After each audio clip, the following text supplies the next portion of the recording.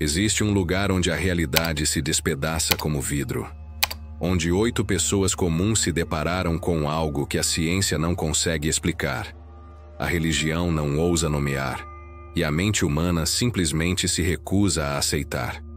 Esta não é uma história de ficção. São 8 relatos reais, documentados, investigados, e que mudaram para sempre a vida de quem os viveu. O que você está prestes a ouvir foi classificado durante anos como ultra secreto, por uma razão muito simples. Depois que essas pessoas falaram, algumas nunca mais foram as mesmas. Outras simplesmente desapareceram. Se você tem coragem de descobrir o que realmente aconteceu depois desses encontros com o inexplicável, então prepare-se. Porque algumas verdades são tão perturbadoras que, uma vez conhecidas, elas te perseguem para sempre. Sarah Martinez tinha 15 anos de experiência como enfermeira noturna no Hospital Geral de San Antônio. Havia visto de tudo: nascimentos milagrosos, mortes trágicas, pacientes em estado terminal que desafiavam todas as expectativas médicas. Mas nada, absolutamente nada, a preparou para o que aconteceu na madrugada de 17 de outubro de 2019, no quarto 237. Era 3h47 da manhã quando Sarah fazia sua ronda de rotina. O hospital estava mergulhado naquele silêncio pesado e inquietante que só existe nas horas mais escuras da noite, quando a vida e a morte dançam uma dança delicada nos corredores vazios. O quarto 237 estava oficialmente vazio há 3 dias, desde que o Sr. Eduardo Vasconcelos havia falecido de complicações cardíacas. Um homem simples, de 73 anos, que morreu sozinho, sem família, sem visitas, sem ninguém para chorar por ele. Sarah se aproximava do quarto quando sentiu algo que jamais conseguiu explicar completamente. Um frio que parecia vir de dentro dos ossos, uma sensação de peso no peito, como se o ar tivesse se tornado denso demais para respirar. As luzes fluorescentes do corredor começaram a piscar de forma irregular, criando sombras dançantes nas paredes brancas que pareciam se mover com vida própria. Foi então que ela ouviu um som baixo, quase inaudível, vindo do quarto 237. Não era exatamente uma voz, era mais como um sussurro carregado de dor, uma súplica desesperada que atravessava as paredes e se infiltrava diretamente na alma. Sarah parou, seu coração disparando contra as costelas como um pássaro enjaulado tentando fugir. "Por favor, não me deixem sozinho." As palavras chegaram até ela com uma clareza assustadora, carregadas de uma angústia tão profunda que Sarah sentiu os olhos se enchendo de lágrimas involuntárias. Era a voz do Sr. Eduardo. Ela tinha certeza absoluta. Havia passado os últimos dias de vida dele aplicando medicação, medindo sinais vitais, sendo talvez a única pessoa no mundo que havia conversado com ele antes que partisse. Com as mãos tremendo, Sarah se aproximou da porta do quarto 237. A maçaneta estava gelada, tão fria que quando ela a tocou, teve a sensação de que sua pele poderia grudar no metal. Lentamente, muito lentamente, ela abriu a porta. O quarto estava exatamente como deveria estar. Cama vazia, equipamentos desligados, cortinas fechadas. Mas o ar vibrava com uma energia que ela podia sentir na pele, como pequenas agulhas invisíveis. E então Sarah viu algo que fez todo o seu sangue se transformar em gelo. A impressão de um corpo na cama vazia. A depressão no colchão, as dobras nos lençóis, exatamente como se alguém estivesse deitado ali. "Enfermeira Sarah." A voz veio novamente, desta vez mais próxima, mais real. "Por que ninguém veio ao meu funeral? Por que ninguém se importou?" Sarah não conseguiu se mover. Não conseguiu gritar. Seus pés pareciam ter criado raízes no chão frio do hospital. E foi então que ela viu uma lágrima escorrendo pela almofada vazia, uma lágrima real, molhada, que refletia a luz fraca do corredor. O que aconteceu depois com Sarah mudou sua vida para sempre. Nos dias seguintes ao incidente, Sarah tentou racionalizar o que havia vivido.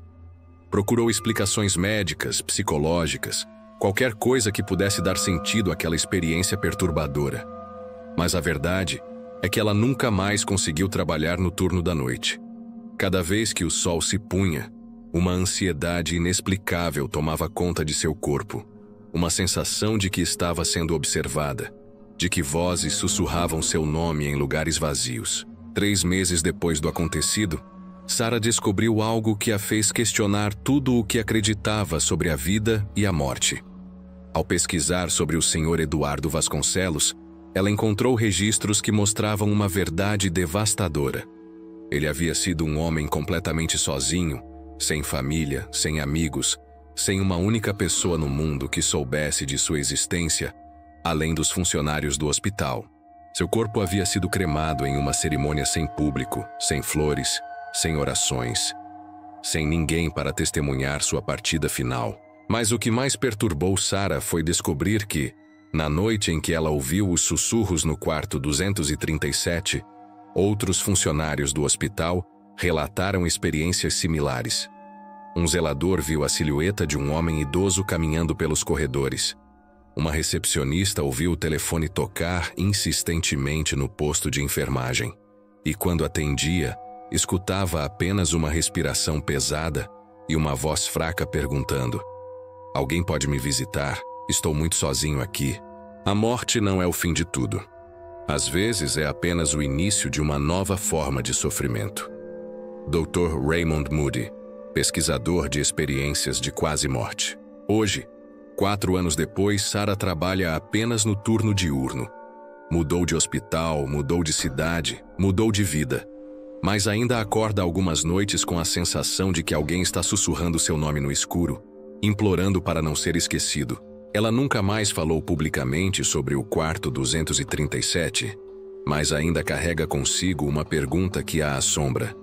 Se as almas podem ficar presas entre mundos pela solidão, quantas vozes desesperadas estão sussurrando neste exato momento, em quartos vazios de hospitais ao redor do mundo, implorando apenas para serem lembradas? Marcus Chen era o tipo de fotógrafo que vivia pela adrenalina da descoberta. Especializado em fotografia de lugares abandonados, ele já havia documentado fábricas desertas, hospitais psiquiátricos em ruínas, cidades fantasma perdidas no tempo. Sua câmera Nikon D850 era sua companheira inseparável, capturando a beleza melancólica da decadência urbana para seus 2 milhões de seguidores no Instagram. Mas em uma tarde cinzenta de novembro de 2021, Marcus fotografou algo que o fez questionar não apenas sua sanidade, mas a própria natureza da realidade. O local era a antiga escola estadual de Millbrook, fechada há mais de 20 anos após uma série de acidentes inexplicados que resultaram na morte de 3 crianças. O prédio de tijolos vermelhos estava coberto de era, com janelas quebradas que pareciam olhos vazios, observando o mundo exterior. Era o cenário perfeito para o projeto fotográfico que Marcus estava desenvolvendo. Lugares onde o tempo parou. Equipado com suas lentes, tripé e equipamento de iluminação, Marcus adentrou a escola abandonada através de uma janela do 1º andar. O interior era um cemitério de memórias. Carteiras escolares empilhadas de forma caótica, quadros negros ainda com rastros de giz apagado, corredores cobertos de destroços e poeira acumulada. O cheiro de mofo e deterioração impregnava cada respiração. Marcus começou a fotografar metodicamente, capturando a atmosfera sombria do local. Sala por sala, corredor por corredor, ele documentava a decadência com o olhar artístico que o tornara famoso. Era aproximadamente 16h30 quando ele chegou ao que um dia foi a biblioteca da escola. Estantes vazias se erguiam como esqueletos de madeira, e no centro do ambiente, uma única mesa ainda permanecia intacta, como se estivesse esperando que alguém voltasse para estudar. Foi nesse momento que Marcus sentiu uma presença. Não era algo que pudesse ver ou ouvir. Era uma sensação visceral, como se o ar ao redor tivesse mudado de densidade. Instintivamente, ele apontou a câmera para a mesa no centro da biblioteca e disparou uma sequência de fotos. O flash iluminou o ambiente por frações de segundo, criando sombras dramáticas nas paredes descascadas. Marcus continuou fotografando por mais 2 horas, explorando cada canto da escola abandonada. Quando finalmente decidiu ir embora, o sol já estava se pondo, pintando o céu com tons alaranjados que se infiltravam pelas janelas quebradas, criando uma atmosfera ainda mais melancólica. Foi apenas quando chegou em casa e começou a revisar as fotos que Marcus descobriu algo impossível. Na tela de seu computador, as imagens da biblioteca revelaram algo que fez seus pelos se arrepiarem e sua respiração se tornar irregular. Na mesa que estava completamente vazia quando ele fotografou, agora apareciam livros abertos, lápis espalhados, papéis com desenhos infantis. E mais perturbador ainda, em uma das fotos, havia a silhueta translúcida de uma criança, uma menina de talvez 8 ou 9 anos, sentada na cadeira, com a cabeça baixa como se estivesse lendo. Marcus ampliou a imagem até o limite da resolução. A figura da menina era tênue, quase etérea, mas os detalhes eram inconfundíveis. Cabelos compridos presos em 2 tranças, um vestido azul claro, meias brancas até os joelhos, e o mais assustador de tudo, quando Marcus observou atentamente o rosto da criança, ele podia jurar que ela estava sorrindo. Um sorriso triste e melancólico que parecia olhar diretamente através da lente da câmera, através do tempo, diretamente para ele. Inicialmente, Marcus tentou encontrar explicações lógicas. Talvez fosse um defeito na câmera, uma dupla exposição acidental, algum tipo de interferência digital. Mas quando ampliou outras fotos da mesma série, descobriu algo ainda mais perturbador. Em várias imagens diferentes capturadas em momentos distintos, apareciam outras figuras infantis. Uma criança brincando sozinha no pátio, outra parada no corredor, olhando pela janela.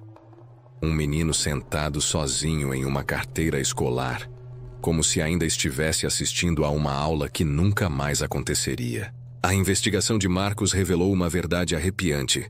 Obcecado por entender o que havia capturado, Marcus passou semanas pesquisando a história da escola estadual de Millbrook. O que descobriu nos arquivos da biblioteca municipal o deixou em estado de choque. As 3 crianças que morreram na escola entre 1997 e 2001 eram exatamente as mesmas que apareciam em suas fotografias. Emma Rodrigues, 8 anos, morreu em 1997 após cair da escada da biblioteca. Nas fotos de Marcus, ela aparecia sentada na mesa central, lendo um livro que não existia mais no mundo físico. Tyler Johnson, 9 anos, faleceu em 1999 durante o recreio, vítima de uma reação alérgica grave. Marcus o havia fotografado brincando sozinho no pátio abandonado. Sophie Williams, 7 anos, morreu em 2001 em circunstâncias misteriosas, encontrada desmaiada em uma sala de aula. Ela aparecia nas fotos sentada em uma carteira, olhando através da janela como se esperasse que alguém viesse buscá-la. A fotografia é o único idioma que pode ser entendido em qualquer lugar do mundo. Às vezes, ela captura mais do que nossos olhos podem ver. Bruno Barbey, fotógrafo da Magnum. O que aconteceu depois transformou Marcus em outra pessoa. Marcus tentou voltar à escola abandonada várias vezes, sempre com equipamentos mais sofisticados, gravadores de áudio, termômetros digitais, detectores de campo eletromagnético, mas nunca mais conseguiu capturar nada similar. Era como se aquele momento específico, aquela tarde de novembro, tivesse sido uma janela temporal que se abriu por algumas horas e depois se fechou para sempre. As fotos originais se tornaram sua obsessão e sua maldição. Ele as analisou pixel por pixel, consultou especialistas em fotografia forense, submeteu as imagens a todos os testes tecnológicos disponíveis. Todos confirmaram a mesma coisa. As fotografias eram autênticas, sem manipulação digital, sem sobreposição de imagens. O que estava registrado naquelas fotos havia realmente acontecido no momento do clique. Marcus nunca publicou essas imagens. Elas permanecem guardadas em um disco rígido criptografado, vistas apenas por ele e por alguns poucos pesquisadores especializados em fenômenos paranormais. Hoje, 3 anos depois, Marcos mudou completamente seu estilo de fotografia. Não fotografa mais lugares abandonados, não explora mais ruínas ou locais com histórico trágico. Seus últimos projetos focam em paisagens naturais, flores, pássaros, coisas vivas, coisas do presente. Mas ainda hoje, quando está revelando fotos ou editando imagens, Marcos sente um arrepio na espinha e verifica obsessivamente cada detalhe de suas fotografias. Ele sabe que existe algo além do que nossos olhos podem ver. Algo que apenas a câmera, esse portal tecnológico entre mundos, consegue capturar. E a pergunta que o assombra todas as noites é: quantas outras crianças estão presas em lugares abandonados ao redor do mundo, brincando sozinhas em realidades paralelas, esperando que alguém as fotografe para provar que elas ainda existem? Patrícia Santos trabalhava há 8 anos como vendedora na concessionária Honda de Vila Maria, em São Paulo. Conhecia cada modelo de carro de memória, dominava todas as técnicas de venda e tinha uma reputação impecável de honestidade com os clientes. Sua mesa ficava próxima à entrada do showroom, de onde podia observar todo o movimento da loja e o vai e vem de pessoas interessadas em realizar o sonho do carro novo. Mas em uma terça-feira aparentemente comum de março de 2022, Patrícia recebeu uma ligação que mudaria para sempre sua perspectiva sobre a vida, a morte e tudo o que existe entre esses dois estados. Eram exatamente 14h37 quando o telefone de sua mesa tocou. Um som agudo e insistente que cortou o burburinho habitual da concessionária. Patrícia atendeu com sua voz profissional padrão. Honda Vila Maria. Boa tarde. Patrícia falando. Como posso ajudá-la? Do outro lado da linha, uma voz masculina, rouca e distante, como se estivesse falando através de um túnel ou de um aparelho de respiração artificial. Alô? Patrícia? É você mesmo? Sim, sou eu. Em que posso ajudá-lo? Houve uma pausa longa, pesada, carregada de uma angústia que Patrícia podia sentir através do telefone. Patrícia, sou eu, o João Ferreira. Você se lembra de mim? Patrícia franziu a testa. O nome soava familiar, mas não conseguia colocar um rosto na memória imediata. João Ferreira. Me desculpe, poderia me relembrar quando foi que conversamos? Ano passado, Patrícia. Setembro de 2021. Você me vendeu um Honda Civic prata, você se lembra? Eu estava tão feliz. Era meu primeiro carro 0 km. E então a memória voltou como um soco no estômago. João Ferreira. Um homem de meia idade, tímido, que havia economizado durante anos para comprar seu primeiro carro novo. Patrícia se lembrava perfeitamente dele. Um sujeito simpático, que havia chorado de emoção quando assinou o contrato, dizendo que aquele era o momento mais importante de sua vida. Claro que me lembro do Sr. João. Como está? Como está o Civic? A resposta que veio do outro lado da linha fez o sangue de Patrícia gelar nas veias. Patrícia, eu morri. O telefone escorregou de suas mãos, mas não chegou a cair completamente. Patrícia o segurou, suas palmas suando frio. Desculpe, não entendi bem. O senhor disse... Eu morri, Patrícia. Faz 3 meses. Foi um acidente, na Marginal, com o Civic. Aquele Civic que você me vendeu. Eu morri no meu carro novo. A voz continuava. Cada palavra carregada de uma dor indescritível. Sabe o que é mais triste, Patrícia? Eu apenas tinha começado a viver. Aquele carro, ele representava tudo para mim. Liberdade, independência, a sensação de que finalmente tinha conseguido alguma coisa na vida. Eu dirigia todos os dias só pelo prazer de dirigir, sabe? Ia trabalhar por caminhos mais longos, só para passar mais tempo no meu Civic. Patrícia olhou ao redor da concessionária. Tudo parecia normal. Vendedores conversando com clientes, o som do ar-condicionado, o cheiro de carro novo que sempre impregnava o ambiente. mas ela sentia como se estivesse em uma dimensão paralela, como se o mundo real tivesse se tornado irrelevante diante daquela conversa impossível. Senhor João, eu não entendo. Como o senhor está me ligando se... Não sei explicar, Patrícia. Só sei que preciso falar com você. Você foi a última pessoa que foi realmente gentil comigo. No dia da compra, você me tratou como se eu fosse importante, sabe?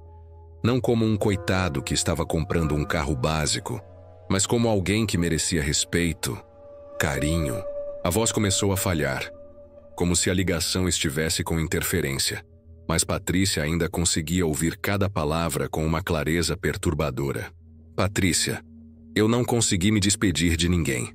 O acidente foi muito rápido, uma batida lateral, o carro capotou, quando acordei já estava do outro lado. Mas tem uma coisa que eu preciso te falar. O que é, senhor João? Patrícia perguntou, sua própria voz saindo como um sussurro. Quando você vende um carro para alguém, você não está apenas vendendo um objeto, você está vendendo sonhos, esperanças, pedaços da vida dessa pessoa. E eu queria te agradecer por ter vendido meus sonhos com tanto carinho. A linha ficou muda por alguns segundos antes da revelação final. Patrícia, você pode fazer uma coisa por mim? Pode ligar para minha irmã, o número é... E João ditou um telefone que Patrícia anotou automaticamente com as mãos tremendo. Pode dizer para ela que eu estou bem, que não estou sofrendo, e que o Civic está intacto aqui, brilhando como no primeiro dia. Às vezes eu ainda dirijo por aqui, por estas estradas que vocês não conseguem ver. A ligação se encerrou com um silêncio súbito, como se alguém tivesse desconectado o telefone bruscamente.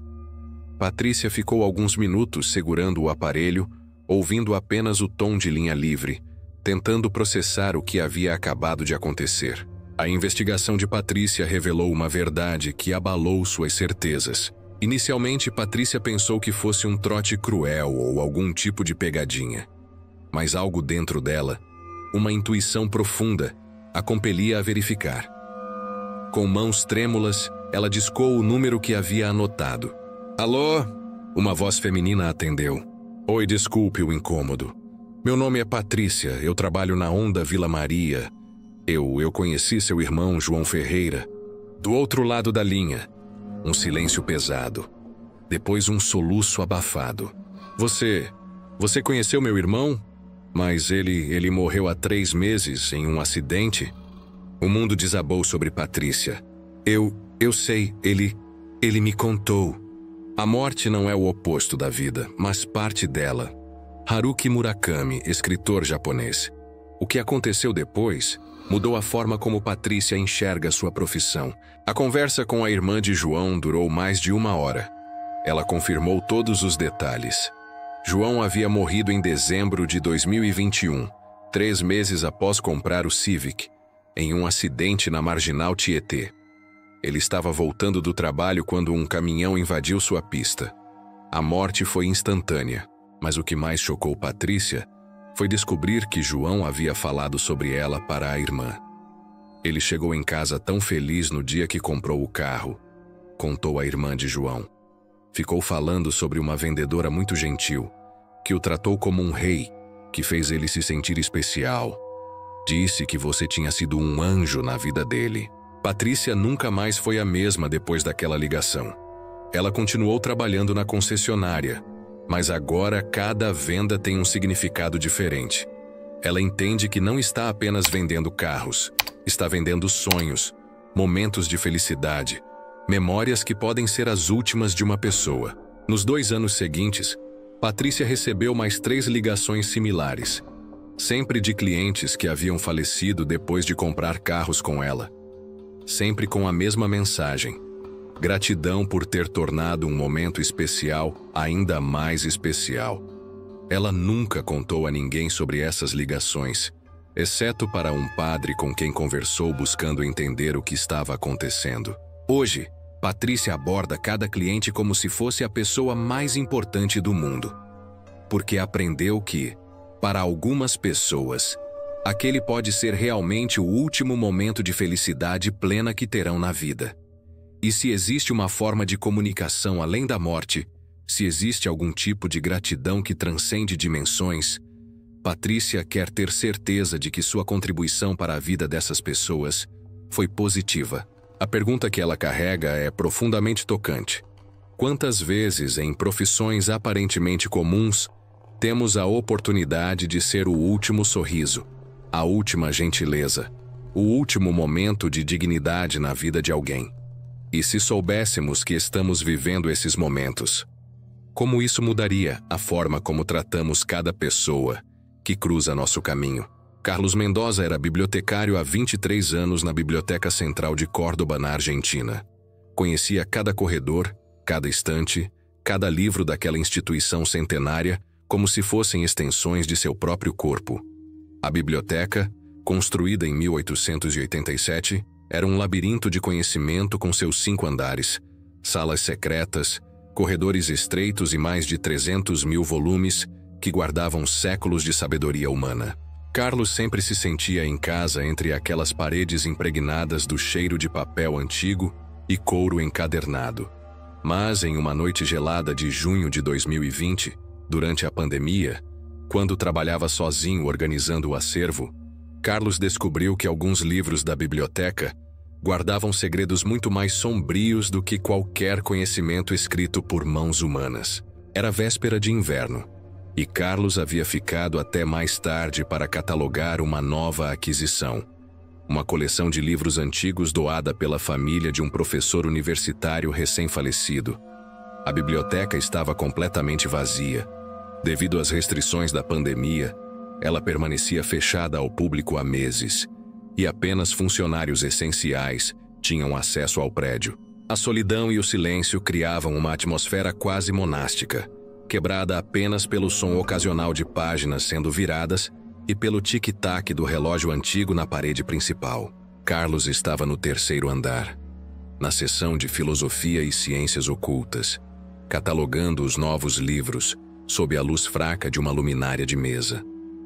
A maioria dos volumes era comum: obras de Kant, Nietzsche, alguns tratados de psicologia medieval. Mas havia um livro que chamou sua atenção de imediato.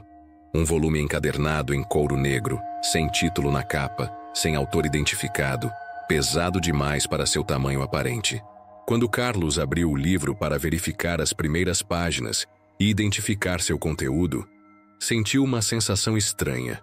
O papel estava morno, como se alguém acabasse de manuseá-lo, e tinha uma textura peculiar, quase orgânica ao toque.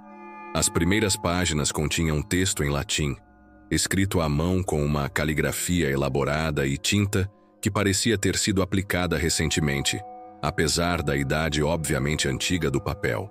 Intrigado, Carlos começou a traduzir mentalmente os primeiros parágrafos. O texto parecia ser algum tipo de diário ou registro pessoal, datado de 1678, escrito por alguém que se identificava apenas como Frei Teodoro. O que mais chamou a atenção de Carlos foi o conteúdo. O Frei relatava experiências com comunicação além do véu da morte e métodos para estabelecer contato com almas perdidas. Foi quando Carlos chegou ao meio do livro que algo impossível aconteceu. Enquanto virava as páginas, absorto na leitura, Carlos percebeu que o texto estava mudando. Não eram as palavras em latim do século XVII que estavam escritas na página. Era português moderno, em uma caligrafia que ele reconhecia perfeitamente. Sua própria letra. Carlos, dizia o texto na página, você sempre soube que este dia chegaria, não é mesmo? Carlos piscou várias vezes, balançou a cabeça, fechou e reabriu o livro. Mas o texto continuava lá, escrito com sua própria caligrafia, como se ele próprio tivesse preenchido aquelas páginas. Não tenha medo, continuava o texto. Todos nós que dedicamos nossa vida aos livros, que passamos mais tempo com palavras mortas do que com pessoas vivas, eventualmente descobrimos que as bibliotecas são muito mais do que repositórios de conhecimento. Elas são portais. Carlos sentiu um frio na espinha que nada tinha a ver com o inverno argentino. Suas mãos tremiam, enquanto continuava lendo palavras que apareciam na página, como se uma mão invisível as estivesse escrevendo naquele exato momento. Você se lembra da senhora Martinez que vinha aqui todos os dias ler romances na sessão de literatura? Ela morreu ano passado, durante a pandemia, sozinha em casa. Mas ela ainda vem aqui, Carlos. Todas as tardes, às 15h30, ela senta na mesma cadeira da sessão de literatura e lê os mesmos livros que lia em vida. Carlos se levantou abruptamente, derrubando a cadeira. Olhou ao redor da biblioteca vazia, procurando alguma explicação lógica para o que estava acontecendo. Mas quando voltou seu olhar para o livro, havia mais texto. E o Sr. Giuseppe, o italiano que pesquisava genealogia nos arquivos do subsolo, ele teve um infarto aqui mesmo, entre as estantes, em 2018. Mas continue vindo aqui, Carlos. Ele ainda está pesquisando sua árvore genealógica. Às vezes, quando você está sozinho catalogando livros, você não sente como se alguém estivesse movendo papéis no subsolo? A revelação que se seguiu foi ainda mais perturbadora. Carlos se lembrou perfeitamente. Havia várias ocasiões em que ouvira ruídos no subsolo da biblioteca, quando sabia que estava completamente sozinho no prédio. Sempre atribuiu os sons a problemas de encanamento, dilatação térmica, ratos, qualquer coisa menos a possibilidade de que nós não morremos realmente, Carlos. O texto continuava a aparecer. Nós que amamos os livros, que vivemos entre as páginas, nos tornamos parte da biblioteca. Nossa consciência se funde com o conhecimento que sempre veneramos. E agora você sabe nosso segredo. Carlos tentou fechar o livro, mas as páginas pareciam grudadas em suas mãos. Mais texto surgia. Durante todos esses anos, você pensou que estava cuidando da biblioteca. Mas a verdade é que a biblioteca estava cuidando de você, preparando você para se juntar a nós. Cada livro que você catalogou, cada página que você organizou, cada conhecimento que você preservou, tudo isso criou um vínculo que transcende a morte física. Carlos soltou o livro, que caiu no chão com um som pesado e oco. Mas mesmo no chão, as páginas continuavam se virando sozinhas, como se um vento invisível as folheasse. E em cada página que se abria, mais texto aparecia, sempre na caligrafia de Carlos. Você sente, não sente? A sensação de que pertence mais a este lugar do que ao mundo lá fora? Quantas vezes você preferiu ficar aqui, sozinho com os livros, do que ir para casa? Quantas vezes você sonhou que estava perdido entre as estantes e acordou desejando que o sonho fosse real? A verdade era arrepiante porque era absolutamente precisa. Carlos nunca havia se casado, nunca tivera filhos, nunca construíra laços profundos fora da biblioteca. Sua vida social era limitada. Seus hobbies eram todos relacionados à leitura, e realmente havia noites em que preferia ficar catalogando livros a voltar para seu apartamento vazio. A biblioteca era sua verdadeira casa, seu santuário, o lugar onde se sentia mais vivo. Não há nada de errado nisso, Carlos. As páginas sussurravam através das palavras que apareciam. Alguns de nós nascemos para ser guardiões do conhecimento. E quando nossos corpos físicos não podem mais servir a esse propósito, nossa essência encontra uma forma de continuar. Carlos se abaixou para pegar o livro, mas quando suas mãos tocaram as páginas, sentiu uma sensação indescritível, como se milhares de vozes sussurrassem ao mesmo tempo, como se todo o conhecimento acumulado naquela biblioteca fluísse através de seus dedos. Por um momento, ele podia sentir a presença de todos os bibliotecários que haviam trabalhado naquele prédio ao longo dos séculos, todos os leitores que haviam encontrado refúgio entre aquelas estantes, todas as mentes que haviam buscado sabedoria naquelas páginas. Uma biblioteca não é apenas um lugar onde os livros são guardados. É um lugar onde as almas encontram abrigo. Alberto Manguel, escritor e bibliógrafo. O que aconteceu depois mudou para sempre a relação de Carlos com a vida e a morte. Carlos nunca mais trabalhou sozinho na biblioteca à noite, mas não por medo, por uma compreensão profunda de que não estava realmente sozinho. Ele começou a perceber presenças sutis, o som de páginas sendo viradas em seções vazias, cadeiras que rangiam como se alguém tivesse acabado de se levantar. A sensação constante de estar sendo observado com carinho e aprovação. 3 meses após o incidente com o livro misterioso, Carlos tentou encontrá-lo novamente. Procurou em toda a seção de filosofia, verificou os registros de catalogação, consultou a lista de doações. O livro havia simplesmente desaparecido, como se nunca tivesse existido. Mas Carlos sabia que havia existido, porque ainda carregava em sua memória cada palavra que havia lido, cada revelação perturbadora que havia recebido. Nos anos seguintes, Carlos passou a observar padrões que antes ignorava. A senhora Martinez realmente parecia frequentar a biblioteca. Sempre às 15h30, ele sentia uma presença na seção de literatura e ocasionalmente encontrava livros de romance fora de lugar, como se alguém os tivesse manuseado. O senhor Giuseppe também se manifestava. Papéis do arquivo genealógico apareciam organizados de forma diferente, sempre com novas descobertas sobre famílias que ele pesquisava em vida. Carlos entendeu que a biblioteca era um ente vivo, alimentado não apenas pelos livros, mas pelas almas dos que verdadeiramente amaram o conhecimento. Ele passou a cumprimentar as presenças invisíveis quando chegava de manhã, a deixar algumas sessões ligeiramente desorganizadas para que pudessem continuar suas pesquisas eternas, a sussurrar "boa noite" para os corredores vazios quando ia embora. O mais perturbador é que Carlos começou a sentir uma paz profunda com a ideia de que, um dia, ele também se juntaria a esses guardiões eternos do conhecimento. Ele não temia a morte, temia apenas a possibilidade de ser forçado a deixar a biblioteca antes de estar pronto para se tornar parte dela para sempre. Hoje, aos 58 anos, Carlos ainda trabalha na Biblioteca Central de Córdoba. Mas aqueles que o conhecem notam uma mudança sutil em seu comportamento. Ele trata os livros com ainda mais reverência, fala com as estantes como se fossem seres vivos, e tem um sorriso misterioso quando perguntam se ele pretende se aposentar em breve. A pergunta que assombra quem conhece a história de Carlos é profundamente filosófica.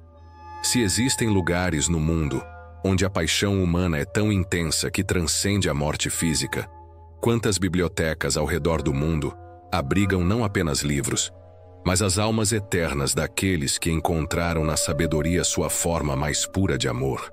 Roberto Silva era motorista de ônibus intermunicipal há 19 anos.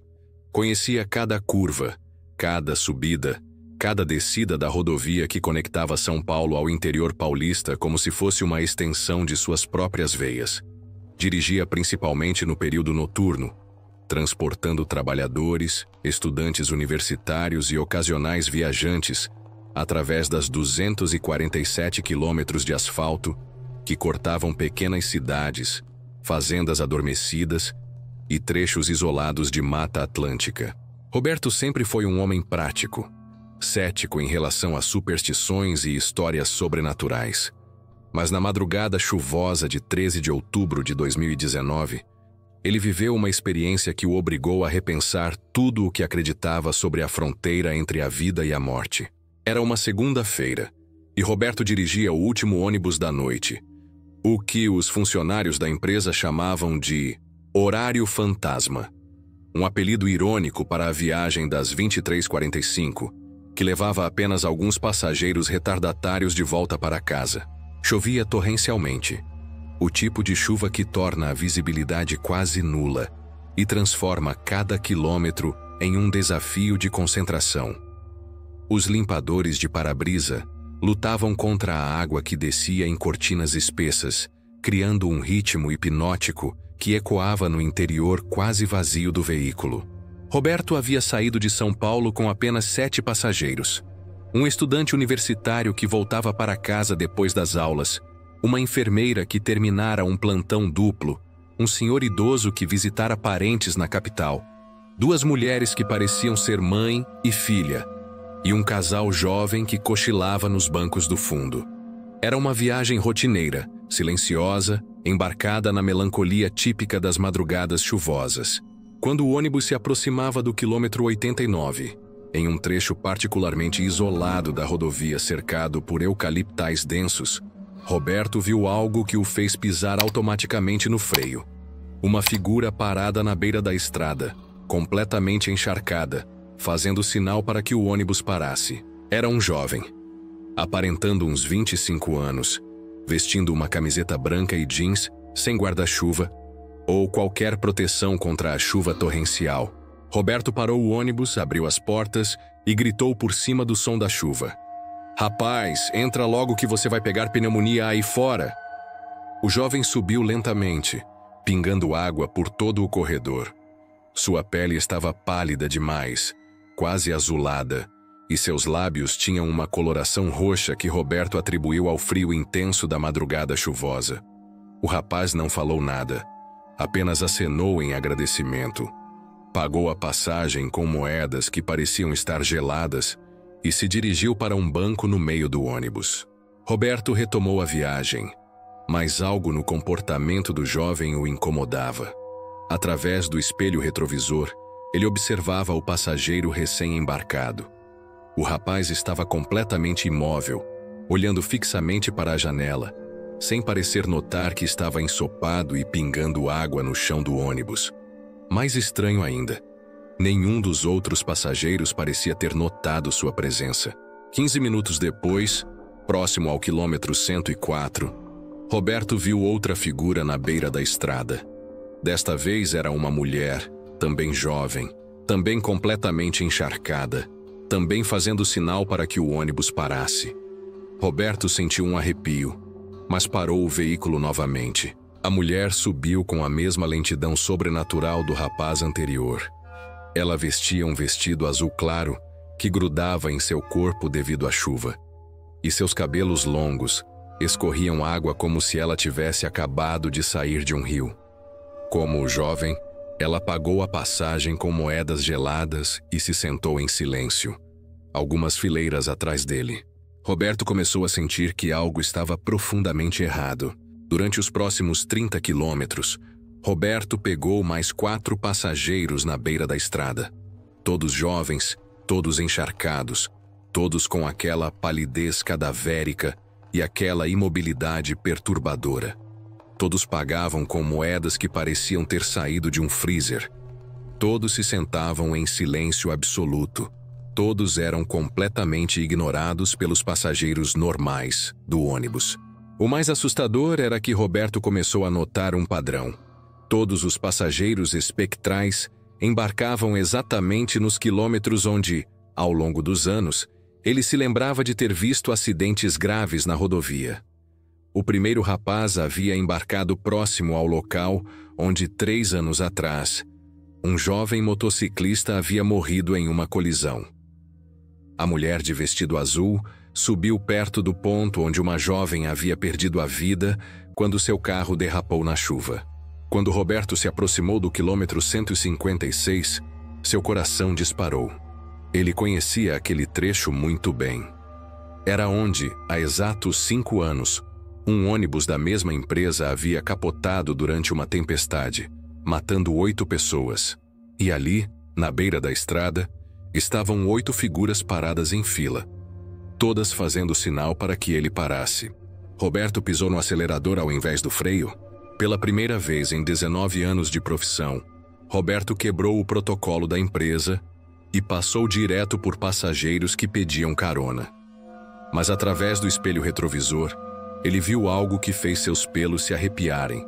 As 8 figuras na estrada começaram a correr atrás do ônibus, movendo-se com uma velocidade impossível para seres humanos, suas formas se tornando cada vez mais translúcidas à medida que se distanciavam dos faróis do veículo. Foi então que Roberto olhou para o interior do ônibus e percebeu que todos os passageiros espectrais que havia embarcado durante a viagem estavam olhando diretamente para ele através do espelho retrovisor. Seus olhos eram completamente negros, sem pupilas, sem reflexo de luz. E todos eles estavam sorrindo um sorriso que não pertencia a este mundo. "Motorista", Uma voz sussurrou, mas Roberto não conseguia identificar qual dos passageiros havia falado. Você sabe onde nós estamos indo, não sabe? Roberto tentou responder, mas sua voz saiu como um rouco sussurro. Onde vocês querem descer? No mesmo lugar onde você vai descer, motorista. No final da linha. Todos nós, cedo ou tarde, descemos no final da linha. A morte é apenas uma curva na estrada. Morrer é apenas não ser visto pelos que ficam na curva. Fernando Pessoa. O que aconteceu nos minutos seguintes mudou Roberto para sempre. Os passageiros normais do ônibus começaram a despertar de seus cochilos e a se preparar para descer em suas respectivas cidades. Um por um, eles desceram nas paradas habituais, agradecendo a Roberto pela viagem segura apesar da chuva forte. Mas os passageiros espectrais permaneceram sentados, imóveis, observando Roberto através do espelho retrovisor. Quando Roberto chegou ao terminal final, em uma pequena cidade do interior, eram 4h23 da manhã. A chuva havia parado e os primeiros raios de sol começavam a aparecer no horizonte. Roberto desligou o motor, acionou o freio de estacionamento e se virou para avisar aos passageiros espectrais que haviam chegado ao final da linha. O ônibus estava completamente vazio. Não havia nenhum rastro de água no chão, nenhuma pegada molhada nos corredores, nenhum sinal de que alguém além dos passageiros normais havia estado no veículo durante aquela viagem. Mas Roberto sabia, com uma certeza absoluta que vinha de algum lugar profundo em sua alma, que aqueles passageiros espectrais haviam estado ali. Ele ainda podia sentir suas presenças. Ainda podia lembrar do frio que emanava de seus corpos. Ainda podia ver aqueles olhos completamente negros observando-o através do espelho retrovisor. O que Roberto descobriu depois confirmou seus piores medos. Obcecado por entender o que havia vivido, Roberto passou as semanas seguintes pesquisando registros de acidentes na rodovia que percorria há quase 2 décadas. O que descobriu o deixou em estado de choque. Cada um dos passageiros espectrais que embarcou em seu ônibus correspondia exatamente às vítimas de acidentes fatais ocorridos nos pontos onde eles haviam entrado no veículo. O primeiro rapaz, de camiseta branca e jeans, era idêntico às descrições de Marcos Antônio Silva, 24 anos, morto em 2016, quando sua motocicleta colidiu com uma carreta no quilômetro 89. A mulher de vestido azul era fisicamente igual a Fernanda Costa, 22 anos, que morreu em 2018 quando seu carro derrapou na chuva e bateu em uma árvore no quilômetro 104. Todos os outros passageiros espectrais tinham correspondências perfeitas com vítimas de acidentes fatais na rodovia. Todos haviam morrido em noites chuvosas, todos eram jovens, todos haviam perdido a vida de forma súbita, sem tempo para se despedir ou aceitar a própria morte. Roberto nunca mais dirigiu ônibus noturnos. Hoje ele trabalha apenas em horários diurnos, em rotas urbanas, recusando qualquer viagem que o obrigue a percorrer rodovias durante a madrugada. Mas ele carrega consigo uma compreensão perturbadora. Algumas almas ficam presas nos locais onde morreram, tentando continuar jornadas que foram interrompidas abruptamente. A pergunta que assombra Roberto todas as noites é profundamente existencial. Se existem pessoas que morrem sem aceitar que partiram, se existem almas que continuam tentando chegar ao seu destino final, quantos motoristas de ônibus, táxis e caminhões ao redor do mundo transportam passageiros que não pertencem mais ao mundo dos vivos, sem nunca perceber que estão servindo como uma ponte entre 2 dimensões da realidade? Marina Oliveira ensinou durante 28 anos na Escola Municipal Monteiro Lobato, em uma pequena cidade do interior de Minas Gerais.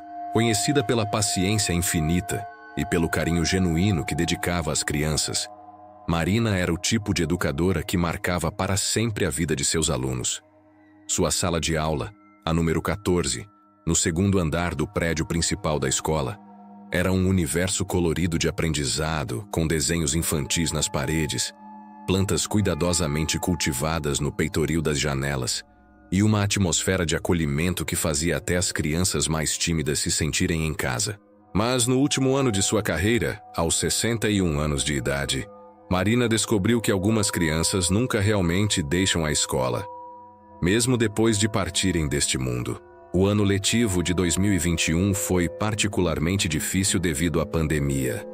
As aulas presenciais foram suspensas por meses e, quando finalmente retornaram, foram implementados protocolos rígidos de distanciamento social, uso obrigatório de máscaras e redução significativa no número de alunos por sala. Marina, que sempre ensinou turmas com 30 ou mais crianças, agora trabalhava com apenas 15 alunos na sala 14, criando uma atmosfera estranhamente vazia em um espaço que sempre havia transbordado de energia infantil. Era uma tarde cinzenta de setembro, quando Marina notou pela primeira vez. Ela estava corrigindo cadernos após o horário das aulas, sozinha na sala 14, quando ouviu um som que a fez levantar os olhos. Risadas baixinhas de crianças, vindas dos corredores vazios da escola. Inicialmente, Marina pensou que fossem alguns alunos que haviam ficado para atividades extracurriculares, mas quando verificou, o prédio estava completamente vazio, exceto por ela e o zelador, que trabalhava no andar térreo. Marina voltou para sua mesa, atribuindo o som à sua imaginação ou a ruídos externos da rua. Mas quando abaixou os olhos para continuar corrigindo os cadernos, viu algo que fez seu coração pular uma batida. No quadro negro, que ela tinha certeza de ter limpado completamente após a última aula, havia uma frase escrita com giz branco, em uma caligrafia infantil caprichada. "Professora Marina, por que você não nos ensina mais?" Marina se levantou lentamente, suas pernas tremendo. Ela se aproximou do quadro, observando atentamente a caligrafia. Era distintamente infantil, mas não correspondia à letra de nenhum de seus alunos atuais. Havia algo familiar naquela escrita, algo que tocava uma memória distante em sua mente, mas ela não conseguia identificar exatamente o que. Marina pegou o apagador e limpou o quadro, tentando se convencer de que havia sido um descuido seu, que talvez não tivesse limpado adequadamente após a última aula. Mas quando se virou para voltar à sua mesa, ouviu novamente risadas baixinhas, desta vez vindas de dentro da própria sala 14. Quando Marina se virou para olhar, viu algo que fez todo o seu sangue gelar. Nas carteiras vazias da sala, havia desenhos infantis espalhados sobre as mesas, lápis de cor organizados em fileiras perfeitas e pequenas mochilas encostadas nas cadeiras. Objetos que definitivamente não estavam ali momentos antes. Marina se aproximou de uma das carteiras. O desenho mostrava uma casa colorida com uma família de palitinhos sorrindo, e no canto inferior direito, em letras maiúsculas infantis, estava escrito: "Para a tia Marina, com amor, Pedrinho." O nome atingiu Marina como um raio de memória dolorosa. Pedrinho Andrade. Como ela poderia ter esquecido? Um menino de 7 anos, aluno da turma de 2015, uma criança especialmente carinhosa que sempre a chamava de tia Marina e fazia desenhos para presenteá-la todos os dias. Pedrinho havia morrido em um acidente de trânsito durante as férias de julho daquele ano, atropelado quando brincava próximo à casa de sua avó. Marina havia ido ao funeral, havia chorado como se fosse sua própria mãe, havia guardado todos os desenhos que Pedrinho havia feito durante o ano letivo. Marina olhou para as outras carteiras. Em cada uma delas havia evidências de presenças infantis. Um estojo de lápis que pertencera a Amanda Silva, menina de 8 anos que morrera de leucemia em 2018. Uma bonequinha pequena que fora o brinquedo favorito de Júlia Santos, falecida em 2019, devido a complicações de uma pneumonia. Um carrinho de brinquedo que Marina lembrava de ter confiscado de Lucas Ferreira durante uma aula. Um menino alegre que morrera em um afogamento no final de 2020. Marina entendeu com uma clareza assustadora. Seus alunos que haviam partido continuavam frequentando suas aulas, com lágrimas escorrendo pelo rosto. Marina se sentou em sua cadeira de professora e falou para a sala aparentemente vazia. "Pedrinho, Amanda, Júlia, Lucas, vocês estão aqui?" A resposta veio na forma de um coro de vozes infantis, sussurrando baixinho, como se viessem de muito longe. "Tia Marina, Sentimos saudades das suas aulas, porque você parou de contar histórias para nós. Marina olhou ao redor da sala. Embora não pudesse ver fisicamente as crianças, ela podia sentir suas presenças. A energia alegre e curiosa que sempre caracterizou seus alunos. A sensação de estar rodeada por pequenos seres que a amavam incondicionalmente. Eu não sabia que vocês ainda estavam aqui. Marina sussurrou, sua voz embargada pela emoção. Eu sinto tanto a falta de vocês. Nós nunca fomos embora, tia Marina. As vozes continuaram. Este lugar é onde fomos mais felizes. É aqui que aprendemos a ler, a escrever, a sonhar. É aqui que conhecemos o amor. Uma criança, um professor, um livro e um lápis podem mudar o mundo. Malala Yousafzai. O que aconteceu nas semanas seguintes transformou os últimos meses da carreira de Marina. Marina começou a chegar mais cedo na escola e a ficar até mais tarde, sempre na sala 14. Ela passou a deixar materiais escolares disponíveis nas carteiras vazias, a contar histórias para a sala aparentemente vazia, a manter uma rotina de aulas como se todas as cadeiras estivessem ocupadas por seus pequenos alunos eternos. Os outros professores e funcionários da escola notaram a mudança no comportamento de Marina, mas atribuíram isso ao estresse da aposentadoria que se aproximava e aos desafios da pandemia. Apenas o zelador, Sr. João, que trabalhava na escola há mais de 30 anos, confidenciou a Marina que também sentia presenças infantis nos corredores vazios, especialmente nas tardes quando a escola ficava silenciosa. Marina desenvolveu uma rotina especial. Todas as tardes, após as aulas regulares, ela conduzia uma aula especial para seus alunos que haviam partido. Ela lia histórias em voz alta, ensinava canções que eles haviam aprendido juntos e sempre terminava dizendo: "Amanhã teremos mais uma aula. Eu estarei aqui esperando vocês." A despedida final foi a mais tocante experiência da vida de Marina. No último dia do ano letivo de 2021, que também seria o último dia de trabalho de Marina antes de sua aposentadoria, ela preparou uma cerimônia especial na sala 14. Trouxe bolo, refrigerantes, balões coloridos e organizou uma festa de despedida para todos os seus alunos, tanto os vivos quanto os que haviam partido. Quando Marina fez seu discurso final, agradecendo a todos os alunos que haviam passado por sua vida ao longo de quase 3 décadas, ela podia sentir a sala completamente cheia, não apenas com seus 15 alunos atuais, mas com todas as crianças que um dia haviam se sentado naquelas carteiras, incluindo aquelas que agora existiam apenas em sua memória e em uma dimensão que transcende a morte física. Obrigada por terem me ensinado que o amor de um professor por seus alunos é eterno, Marina disse, olhando para as carteiras vazias onde sentia as presenças de Pedrinho, Amanda, Júlia, Lucas e tantos outros. Obrigada por me mostrarem que algumas ligações são tão fortes que nem a morte pode quebrá-las. O legado de Marina continua até hoje. Marina se aposentou, mas a sala 14 permanece especial para a comunidade escolar. A nova professora que assumiu a turma relatou experiências similares. Materiais que se movem sozinhos, desenhos que aparecem misteriosamente nas carteiras e uma sensação constante de estar ensinando para muito mais crianças do que estão fisicamente presentes. A pergunta que a história de Marina deixa é profundamente tocante. Se o amor entre professores e alunos pode transcender a morte física, se existem crianças cujas almas permanecem eternamente ligadas aos lugares onde foram mais felizes, quantas salas de aula ao redor do mundo abrigam não apenas os estudantes do presente, mas também os espíritos eternos daqueles pequenos seres que encontraram na educação sua forma mais pura de amor e descoberta? Dr. Alexandre Mendes trabalhou durante 32 anos como plantonista da UTI do Hospital São Lucas, em Porto Alegre.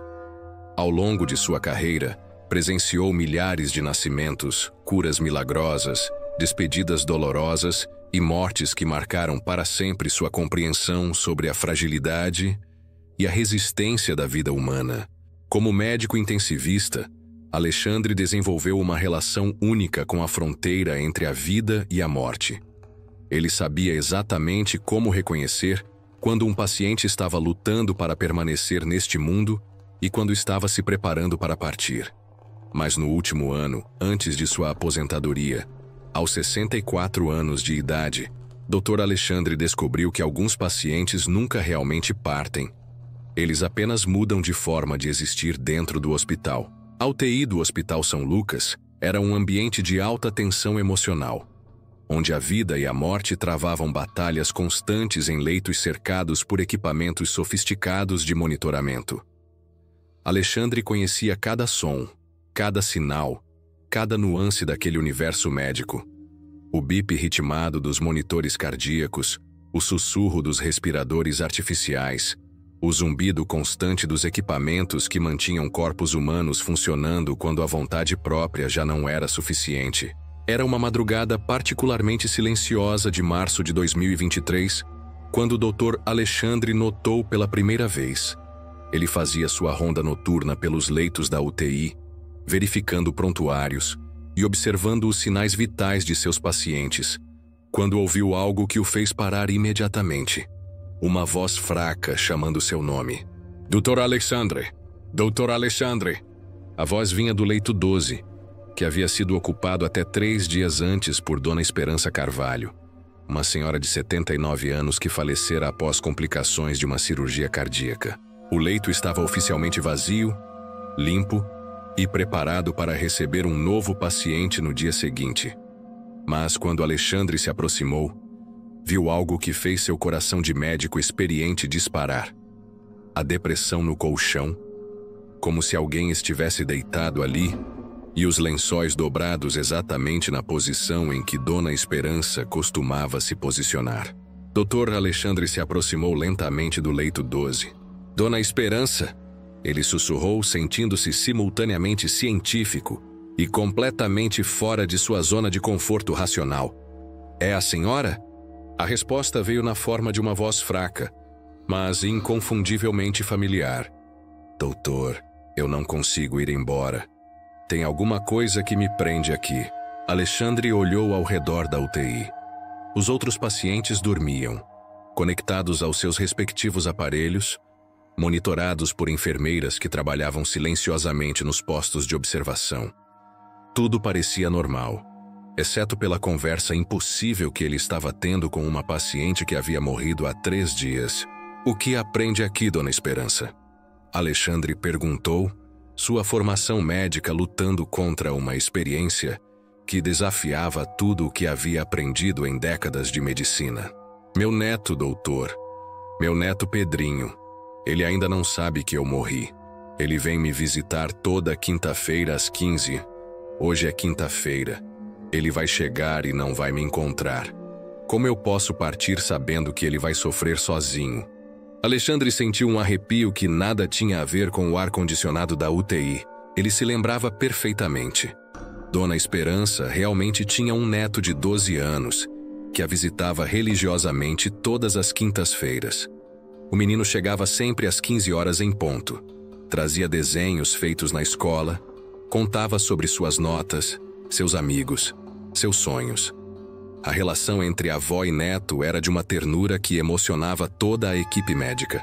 Dona Esperança, Alexandre disse suavemente. O Pedrinho vai sentir saudades, é natural. Mas ele vai ficar bem. Ele tem o amor da senhora guardado no coração.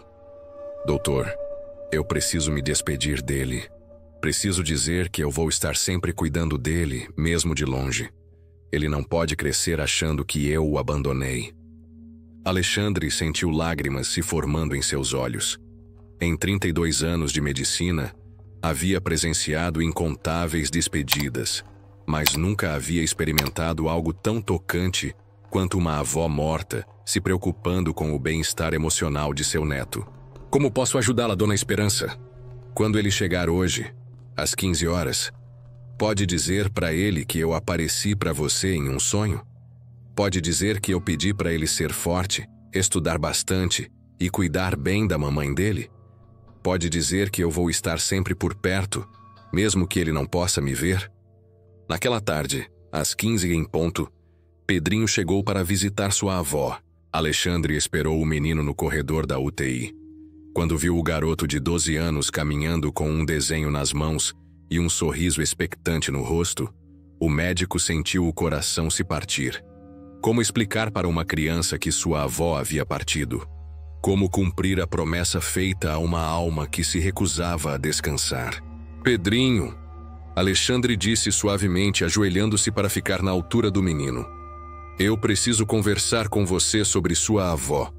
O que aconteceu a seguir foi uma das experiências mais surpreendentes da carreira de Alexandre.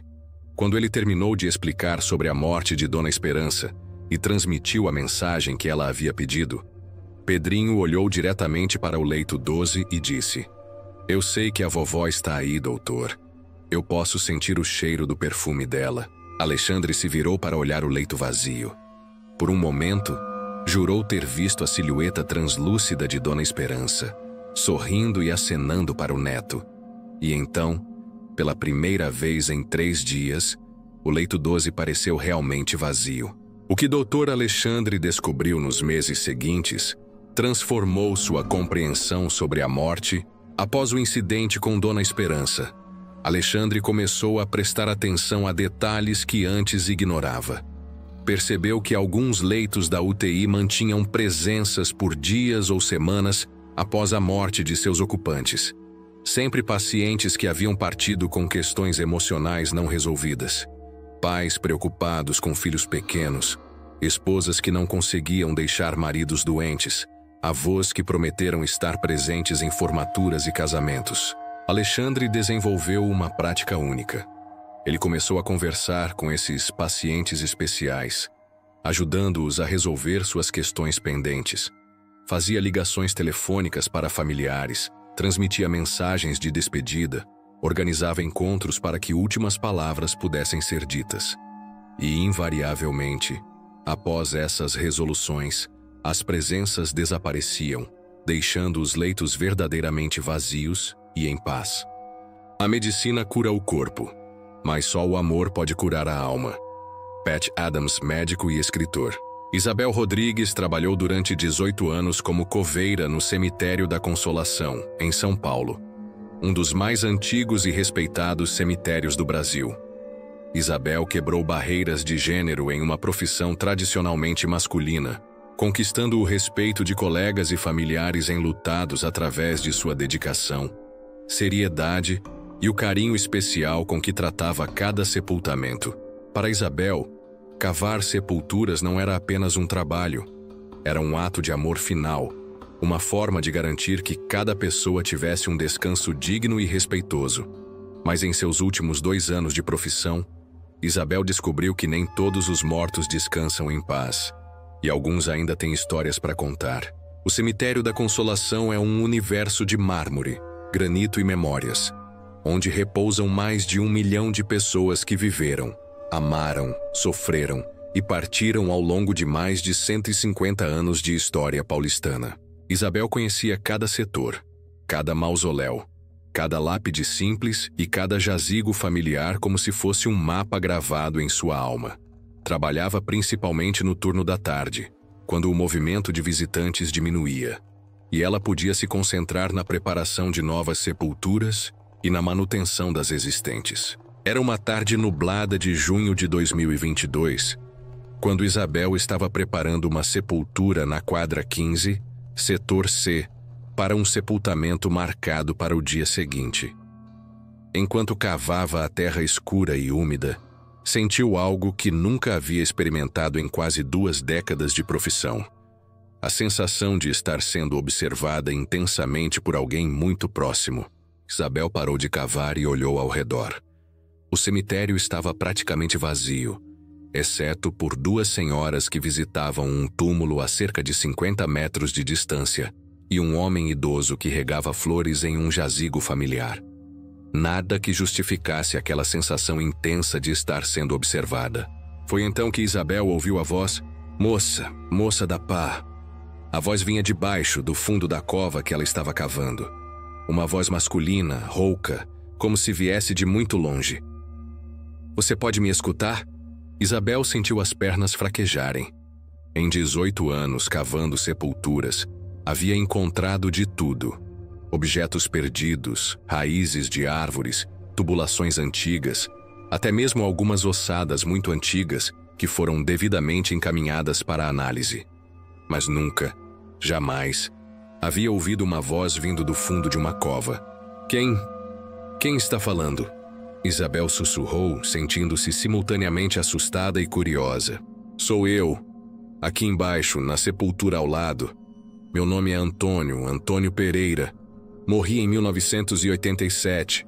Estou enterrado aqui ao lado da cova que você está cavando. Isabel olhou para a lápide ao lado da sepultura que preparava. De fato, havia um túmulo simples com uma lápide que dizia: Antônio Pereira, 1923-1987. Descanse em paz. A conversa que se seguiu mudou para sempre a perspectiva de Isabel sobre a morte. O que o senhor quer? Isabel perguntou, sua voz tremendo. Eu quero contar minha história. Há 35 anos que estou aqui embaixo e ninguém nunca soube a verdade sobre como eu morri. A única pessoa que sabe está viva, mas ela nunca vai contar. E eu não consigo descansar sabendo que minha família acredita em uma mentira. Isabel se sentou na borda da cova, ainda segurando a pá, tentando processar aquela experiência surreal. Qual é a verdade, Sr. Antônio? Eu não morri de infarto, como está escrito no atestado de óbito. Eu fui assassinado pelo meu próprio irmão, por causa de uma herança. Ele me envenenou lentamente, durante meses, com pequenas doses de veneno de rato misturado na comida. Quando eu comecei a desconfiar, já era tarde demais. A voz de Antônio estava carregada de uma tristeza profunda, mas também de uma urgência desesperada.